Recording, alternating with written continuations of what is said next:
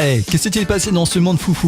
Alors figurez-vous qu'une banque et 3 restaurants de Genève en Suisse, on le savait, ont vu leurs toilettes bouchées par des billets de 500 €. Au total, 100 000 € ont été retrouvés. Ces billets authentiques ont été vraisemblablement découpés au ciseau. Alors selon les premiers éléments de l'enquête, ces grosses coupures appartiendraient à des femmes espagnoles qui avaient déposé l'argent dans un coffre-fort à Genève il y a quelques années.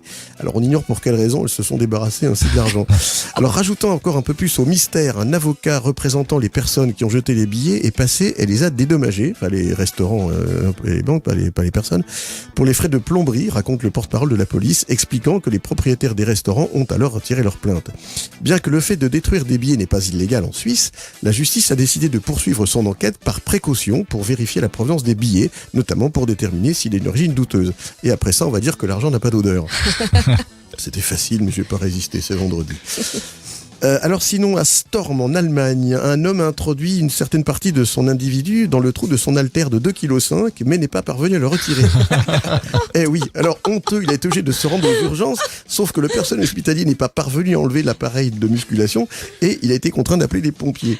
Alors ces derniers sont parvenus avec l'aide d'un Trenchschleifer. Alors à mon avis, ça doit être un truc un peu bon. Ça devait pas être une en fait, partie plaisir. alors c'est un Trenchschleifer, pour ceux qui ne savent pas, je pense que tout le monde le sait quand même, c'est une scie à vibration et assistance hydraulique. Et donc avec ça, ils sont parvenus à retirer l'haltère au bout de 3 heures d'intervention. 3 heures. Voilà. Alors, d'une part, je tiens à signaler que ce personnage n'est en aucun cas mon alter ego. Et par ailleurs, je croyais connaître le sens d'haltérophilie, mais manifestement, je ne dois pas avoir la bonne définition. Et puis alors, une Anglaise de 24 ans a fait la connaissance de Jessie, un Néerlandais de 21 ans, en août dernier, alors qu'elle se trouvait en vacances à Barcelone, en Espagne. Bon, voilà, ils sont sortis ensemble durant le séjour, elle est rentrée en Grande-Bretagne et tutti quanti. Les deux amoureux sont restés en contact, ça c'est joli, et il y a quelques jours, Sophie a payé un billet d'avion d'une valeur de 400 € pour un vol aller-retour jusqu'à Amsterdam pour rejoindre son amour de vacances.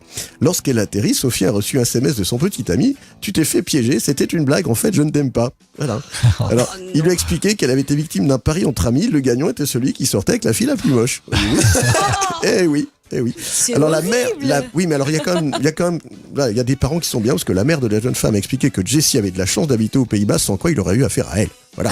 Enfin, en tout cas, on pourrait dire au moins que son amoureux l'a littéralement transporté. C'est sûr. Excellent. Merci beaucoup Philippe pour ces insolites.